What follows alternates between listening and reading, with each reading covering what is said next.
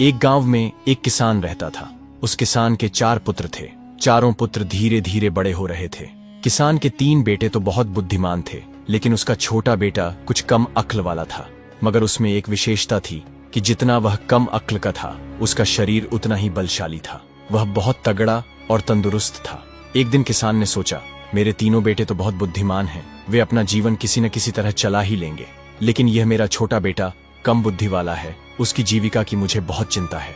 काफी सोच विचार के बाद उसने निश्चय किया कि क्यों न मैं अपने इस छोटे बेटे को पहलवानी सिखा दूं। वैसे भी इसका शरीर देखने में पहलवानों जैसा ही है। अब किसान ने अपने छोटे बेटे को पहलवानी सिखवाना शुरू कर दिया। उसे अच्छी पहलवानों वाली खुराक दी जाने लगी। किसान का छोटा बेटा बहुत जल्दी ही ताकतवर पहलवान बन गया। धीरे धीरे समय बीतता गया। कुछ समय बाद किसान ने अपने 3 बड़े बेटों का विवाह कर दिया। जब बड़े बेटों का विवाह हो गया तो तीनों बहुएं छोटे देवर से जलने लगी। वे मन में सोचने लगी, ये छोटा देवर कोई काम धंधा नहीं करता, पूरे दिन बस खाता रहता है, और हमारे पति मेहनत में लगे रहते हैं, ये बैठे बैठे मौज करता है। ये सोचकर तीनों बहुओं ने अलग होने के लिए झगड़ा खड़ा कर दिया। जब बहुएं अलग होने की जिद करने लगीं, तो किसान ने मन में सोचा, अब मुझे अपने छोटे बेटे का भी विवाह कर देना चाहिए। यही सोचकर किसान ने किसी तरह अपने छोटे बेटे का विवाह भी कर दिया। संयोग से वह पहलवान की पत्नी बहुत ही सुंदर और बुद्धिमान थी। आसपास के इलाके में कोई स्त्री उसके समान सुंदर नहीं थी। छोटे बेटे का विवाह होने के बाद किसान ने चारों बेटों को अलग अलग कर दिया ताकि घर में कोई झगड़ा ना हो। जब चारों बेटे अलग हुए तो 3 बड़े बेटे जो बुद्धिमान थे, वे तो अच्छी कमाई करने लगे, लेकिन छोटा बेटा जो पहलवान था, उसका तो बस एक ही काम था, अच्छा खाना खाना और रोज पहलवानी करना। इसी कारण जल्दी ही उसके घर में पैसों की तंगी होने लगी। जब खर्च पूरे नहीं हुए तो पहलवान की पत्नी उससे झगड़ने लगी। वह कहने लगी, तुम कोई काम धाम तो करते नहीं, दिन भर पड़े रहते हो, और तुम्हें खाने में भी अच्छा अच्छा चाहिए, ऐसे हमारा गुजारा कैसे होगा। अब दोनों पति पत्नी में झगड़ा होने लगा। चूंकि पहलवान की पत्नी बहुत समझदार थी, उसने सोच विचार कर एक दिन कहा, तुम राजा के पास जाओ और उनसे कहो कि मुझे नौकरी चाहिए। पहलवान बोला, ये तुम क्या कह रही हो, मुझे तो कोई काम ही नहीं आता, मैं बस कुश्ती लड़ सकता हूँ और खा सकता हूँ, इसके अलावा कुछ आता ही नहीं, तो राजा मुझे नौकरी कैसे देंगे, और किसी तरह अगर नौकरी मिल भी गई तो मैं करूंगा क्या। तब उसकी पत्नी बोली, वह सब मुझ पर छोड़ दो, जैसा मैं कहूँ वैसा करो। तुम महाराज के पास जाओ और कहना कि मुझे लाख टकिया की नौकरी चाहिए, और यह बिल्कुल मत बताना कि तुम्हें कुछ नहीं आता। पत्नी ने पहलवान को समझा बुझाकर राजा के पास भेज दिया। पहलवान उदास मन से राजा के दरबार की ओर चल दिया। जब वह राजा के दरबार में पहुंचा तो राजा ने देखा कि बहुत हट्टा कट्टा बलवान आदमी उसके सामने खड़ा है। राजा ने पूछा, तुम किस लिए आए हो। पहलवान बोला, महाराज मुझे नौकरी चाहिए। राजा ने कहा, ठीक है, लेकिन पहले यह बताओ कि तुम क्या काम कर सकते हो। तब वो पहलवान कहता है कि महाराज, ऐसा काम जो आपके राज्य में कोई न कर पाए, वह काम मैं करूंगा, परंतु इसके बदले में मैं आपसे 1 लाख का वेतन लूंगा।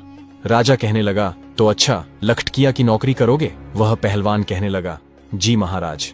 राजा ने अपने मंत्रियों से विचार विमर्श किया और कहा, देखो तो जरा, क्या हमसे पहले कभी किसी पूर्वज राजा ने किसी लखटकिया को नौकरी पर रखा था या नहीं। राजा के मंत्री ने जब पुराने दस्तावेज खंगाले तो उन्हें पता चला कि महाराज के दादा ने भी एक लखटकिया को नौकरी पर रखा था।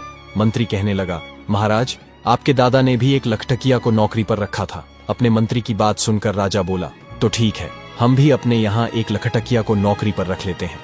यही सोचकर राजा ने उस पहलवान को लखटकिया के रूप में अपने यहाँ नौकरी दे दी और कहा कि जब हमें तुम्हारी आवश्यकता होगी हम तुम्हें बुलवा लेंगे, तब तक तुम हमारे अतिथि गृह में रह सकते हो।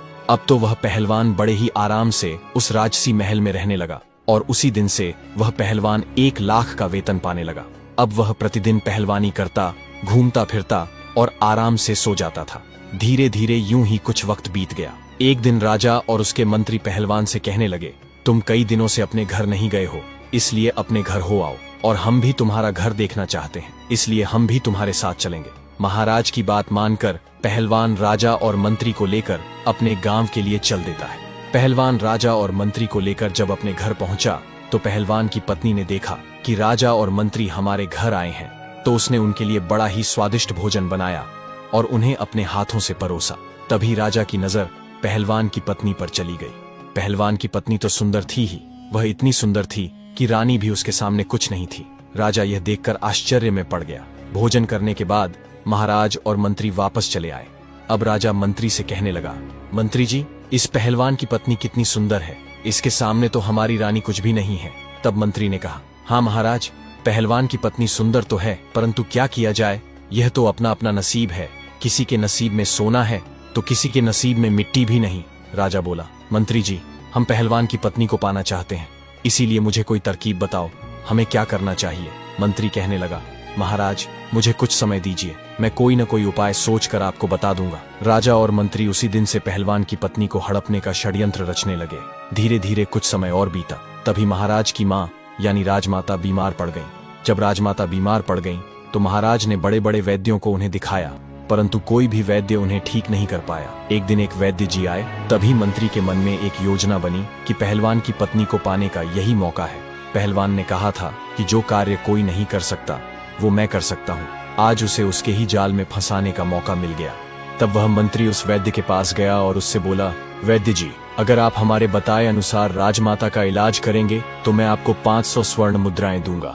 500 स्वर्ण मुद्राओं की बात सुनकर वैद्य के मन में लालच आ गया। वह बोला, बताइए मंत्री जी, मुझे क्या करना होगा। मंत्री बोला, वैद्य जी, आप राजमाता के इलाज के लिए राजा से ऐसी वस्तु की मांग करना जो कहीं भी उपलब्ध न हो। 500 स्वर्ण मुद्राओं के लालच में आकर वैद्य कहने लगा, मंत्री जी, मैं ऐसा ही करूंगा। अब मंत्री राजा को लेकर उस वैद्य के पास गया। वैद्य ने राजमाता की नब्ज देखी और नब्ज देखकर राजा से कहा, महाराज, इनका इलाज अब संभव नहीं है। यह सुनकर राजा घबरा गया और कहने लगा, क्यों वैद्य जी, क्या बात है। वैद्य ने कहा, राजन, आपकी माता को केवल एक ही वस्तु ठीक कर सकती है। राजा कहने लगा, बताओ वह क्या है। फिर वैद्य बोला, महाराज, वह वस्तु बहुत ही दुर्लभ है, इतनी आसानी से नहीं मिल सकती। राजा बोला, आप बताओ तो सही, मैं उस औषधि को किसी भी तरह ढूंढ कर लाऊंगा। तब वैद्य जी ने बताया, महाराज, यदि आप 4 हूर बिलाव मंगवा दें तो आपकी माता ठीक हो सकती है। उन चारों का तेल निकलवाकर यदि उस तेल से राजमाता के शरीर की मालिश की जाए तो वे बहुत जल्दी स्वस्थ हो जाएंगी। वैद्य की बात सुनकर राजा मन ही मन विचार करने लगा कि अवश्य ही उस जानवर को मंगवाना चाहिए। फिर राजा ने पूछा, वह कहाँ मिलता है। वैद्य कहने लगा, महाराज, वह हिमालय के जंगलों में मिलता है। राजा ने कहा, ठीक है वैद्य जी, तब तक आप हमारी माता का इलाज करते रहिए, हम अभी दरबार जाकर किसी को हूर बिलाव लाने के लिए भेजते हैं। दरबार में जाकर महाराज ने अपने सभी सभासदों, मंत्रियों और सेनापतियों को बुलाया और उनसे कहा, क्या कोई ऐसा योद्धा है जो हूर बिलाव नामक जानवर ला सके। यह बात सुनकर कुछ समझदार लोग कहने लगे, महाराज, यह हूर बिलाव क्या होता है, हमने आज तक यह नाम कभी नहीं सुना। राजा कहने लगा, यह एक विशेष प्रजाति का जानवर होता है जो हिमालय के जंगलों में रहता है। राजा की बात सुनकर सभी दरबारी चुप हो गए, क्योंकि जिस हूर बिलाव की बात राजा कर रहे थे, आज तक किसी ने ऐसा कोई जानवर नहीं देखा था, ना सुना था। अब राजा ने उन्हें चुपचाप देखते हुए मंत्री से कहा, मंत्री जी, ऐसे तो काम